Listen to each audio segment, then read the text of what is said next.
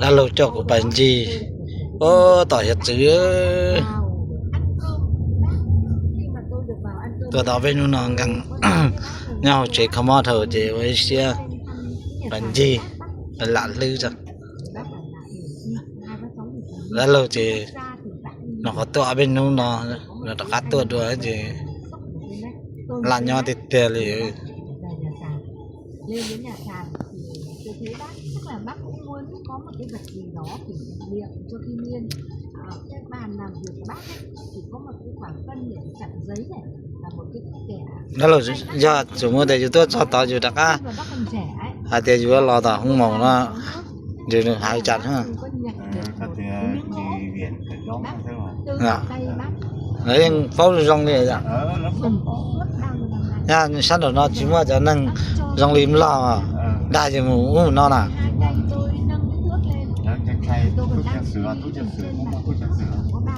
đấy nên sai tua thế ạ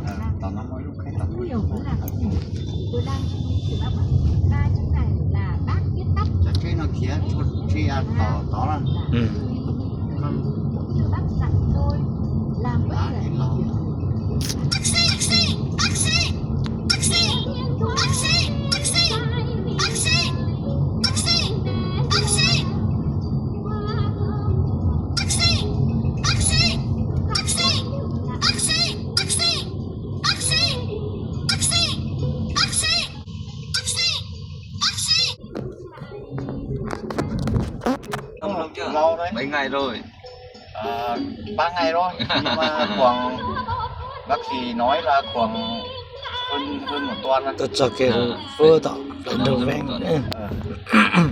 7 ngày để nó tôi ở một đầu hiện chữ lâu nó chỉ tập vào hiện chữ để về một sai hiện chữ ta nghệ sĩ ưu tú Trang Nhung là nghệ sĩ của Đài Tiếng Việt Nam thập niên 70-80 của thế kỷ trước. Một bên nang leoมือสุดเจ้าแบบคนลาว ค่าเนาะ มีสารภาษามัน ใช้3ภาษาล้วนเดียวเนาะบัดอธิบายบัดเดียว ก็ดีก็ถ้ามันมีนี่ยันมันมีเออ Trang Nhung được Tư Thanh và lưu trữ tại Đài Tiếng Việt Nam từ năm 1907. Kia nói lòng điều rồi tìm cho nó điều kia thăm kế sắp cái nào ra có nhiều kênh đâu giờ lại tôi mới có trời đó đồ nó cũng bỏ lại chạy xử lý sắp lên dù xin nhưng đời dù á đồ nó cũng chạy ra rồi đi đầu tiên là chỉ cho nhẹ kê hơn cả cái gì cũng chúa cho kê trong chút ai chỉ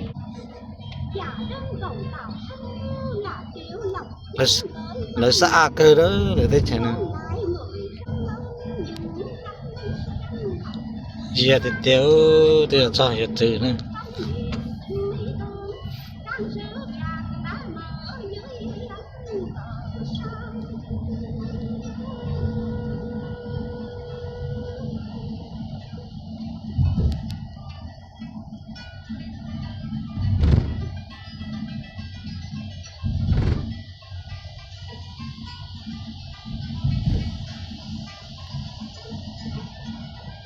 lo là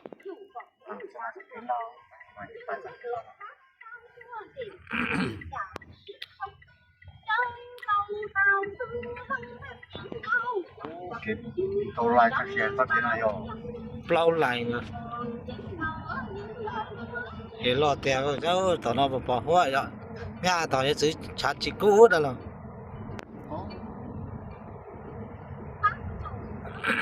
tao tôi vậy tôi chỉ cho cái nó đã gì hết tay nó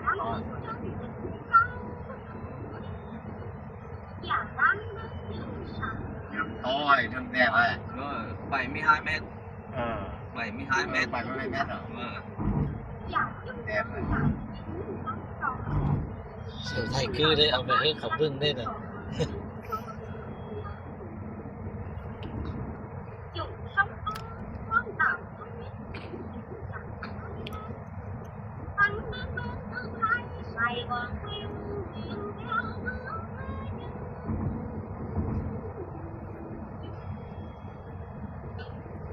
để lo tuyệt tiêu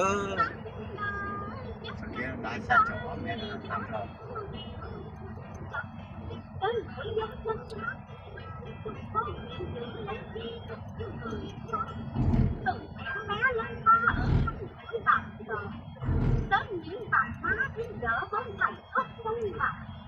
lúc này có khét trắng thì nhiên gì trắng đấy rồi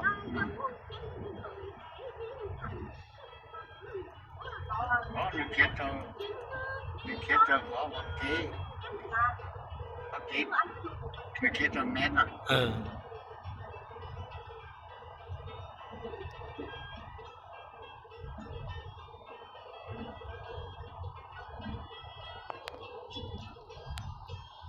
tôi chỉ là cái rong tuyệt tiêu tôi chỉ là cái lớp phải pha mà bây giờ lần đầu nó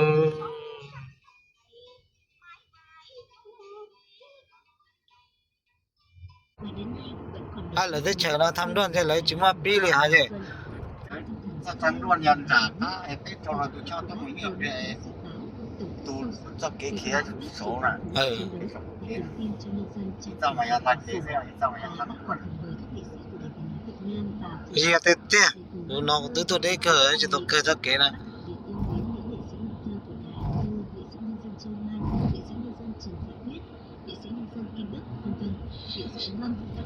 truyền tải sâu sắc đến gần hơn với đông đảo công chúng. Cố nghệ sĩ Tống Ngọc An là một trong những nghệ sĩ của Đài Tiếng nói Việt Nam đã nhiều lần đến nâng thơ cho bác và khi sinh thời thì ông chia sẻ. Chúng tôi được may mắn với đoàn Việt Nam thường xuyên cái điều rất là biết về trẻ nếu như chúng ta chỉ tưởng tượng bác một lần tôi là một trong những đã nhiều lần nhưng mà tôi được bác trực tiếp với mình và động viên hay là hướng dẫn một lần điều thực tế sẽ tự bạn sáng để sẽ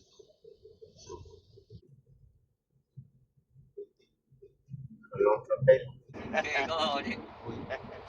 Chứ cái đợt đầu nó hay có này. cái số này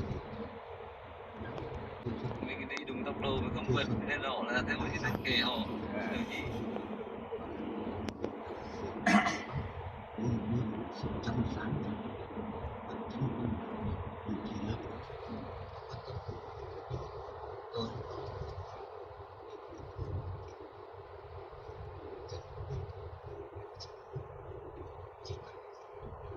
gì ta lâu nữa tôi nhớ là thế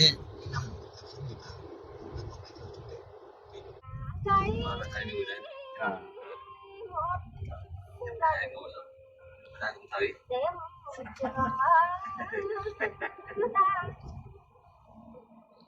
Kệ họ. để cho nghe năng là pha lấy chỉ có chơi thế rồi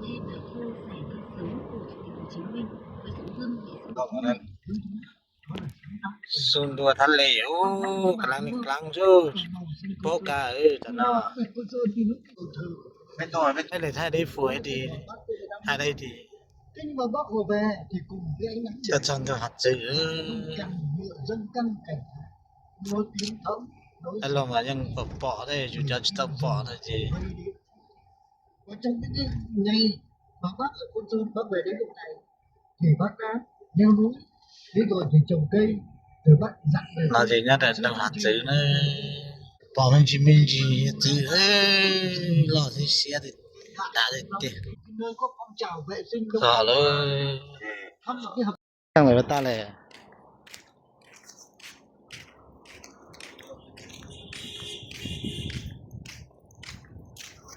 nó là tao từ đây nó phụ về lái vào nó tao trời sân đây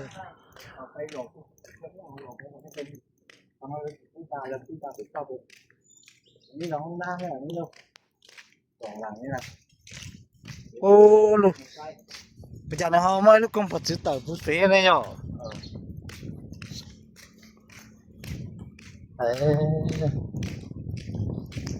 lái hạt chữ mà lưu tất cả ถ่ายรูปบ่เอานี่ถ่ายรูปสิมาได้เลยอ่ะมาถ่ายมันถ่ายก็ได้ถ่ายมัน cho nên tôi xem được hiện chữ để ngày ta to vào lo đá được tiền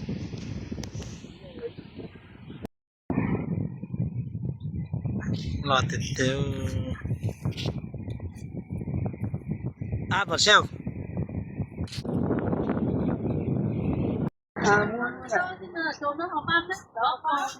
aku đâu Bay rồi có không ạ?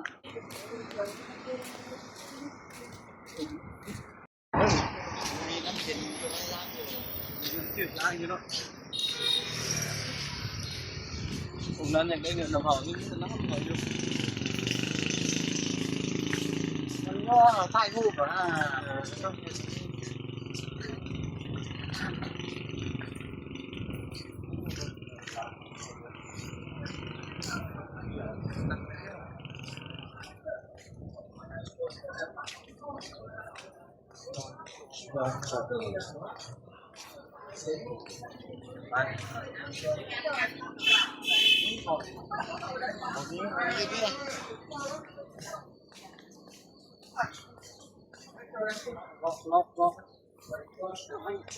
Jangan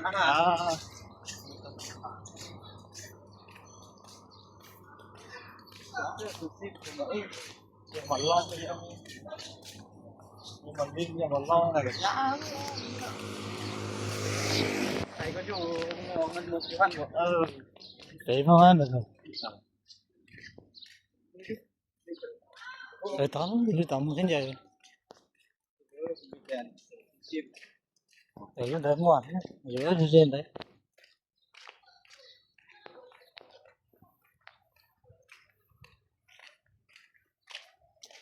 trên nó tóm đá đấy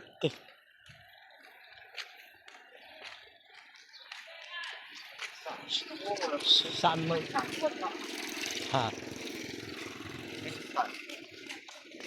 em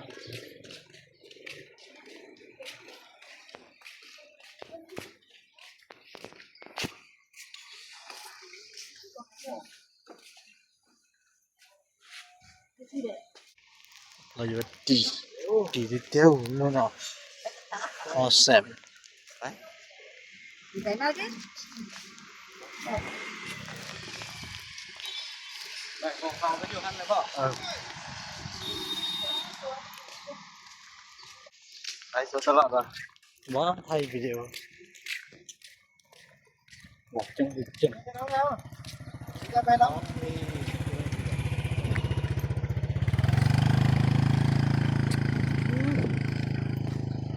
anh này kia đưa vào biển dạ biển ra biển Đồng Tho đó có biển đó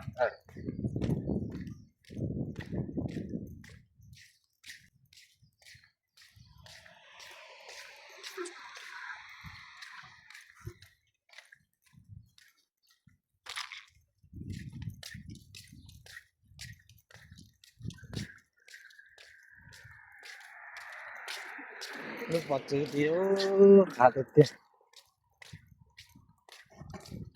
nên nó là nó cho dạ cho nó gọi dạ cho nó là từ trong trong nữa cơ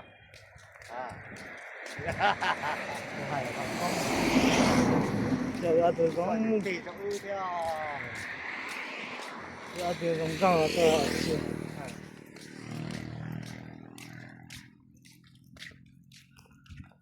nên mình sẽ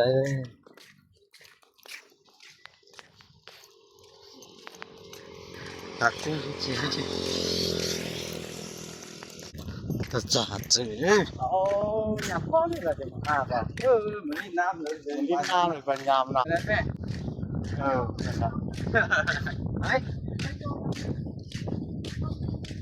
đấy đâu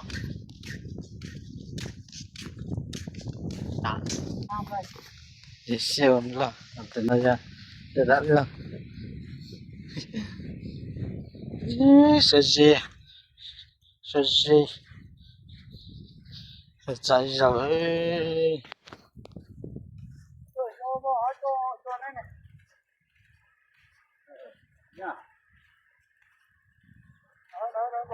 Kêu đang được này. Giá là Ê, tắm ở chỗ phía bên này đó là có hố sâu ấy. Đó có hố sâu. Tắm phía chỗ này. Đấy là có hố sâu. có phòng lo vậy. Đây là tắm, đây là bò tài này. Đây là bò Mỹ bò tài này. Đó này. Ảp vô đi là ok này. Đây ạp vô đi là bò tài. Ạp vô đi này. Như ở đây không? Đây. Đi ở đây đi. Đi vào bò tài. Đi vào đây. Đi vào đây. Đi đó, sâm rừng đó. Đấy. Ok. Cái nhà ngảm ở đây. Đi ra bò tài. Đi nó ngu.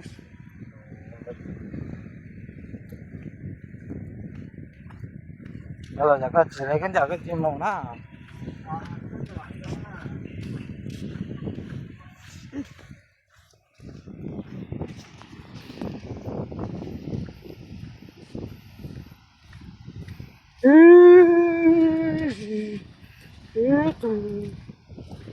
Không cho nên này.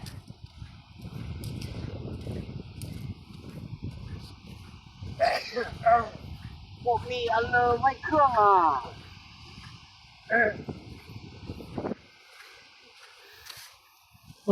Mày giờ ca chứ nhở. Ăn được cô tiền tiền. Như chẳng hàng năm con này ạp như đi đó. Cá lúc cầu thật có lơ. Ở đây này. Cưng vào đây.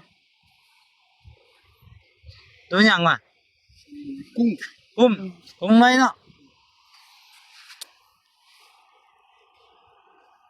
Con trì.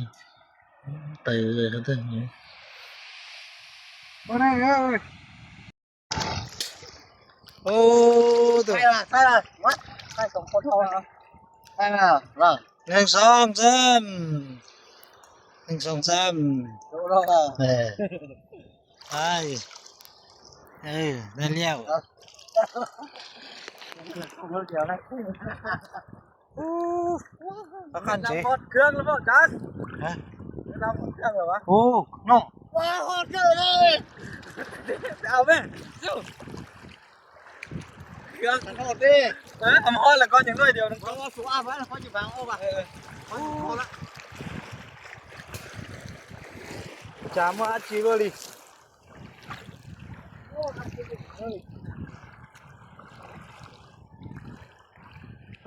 Đã đi hạt dương. Rồi sai cái kia nó lò.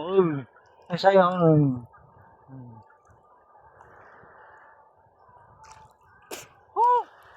Kiếm kìa. Chá mình này lư. Lò sẽ đã đi theo bật tiền. Có lương mù ơi. Nhát giỏ nào chứ mình. Đi gì mà lỏng chìa chứ.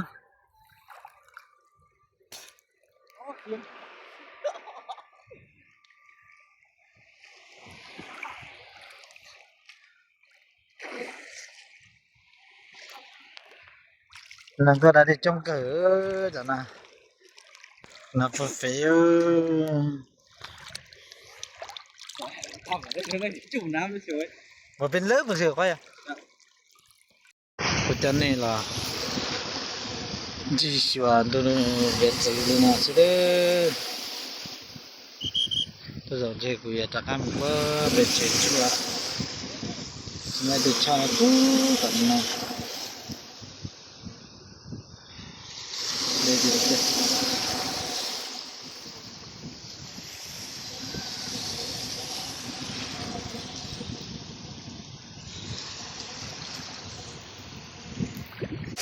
Bây giờ không dừng lại nào mà tao lừa được tiêu mình thấy được tiêu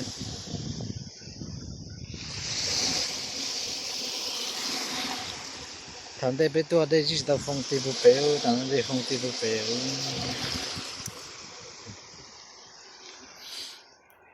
cho nên tôi sai hết xử lý nào xin dạ cô đã cũng ok hết rồi thì được bật chữ thì nó cái gì từ vấn đề phải tỏ cái gì tỏ cụ đi rồi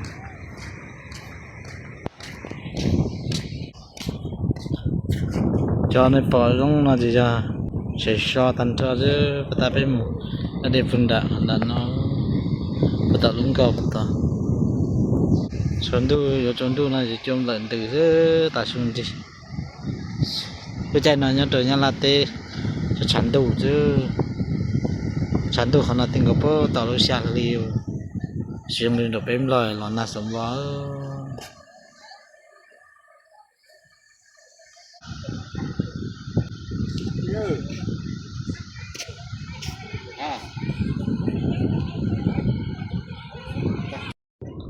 trả cá làm mù đó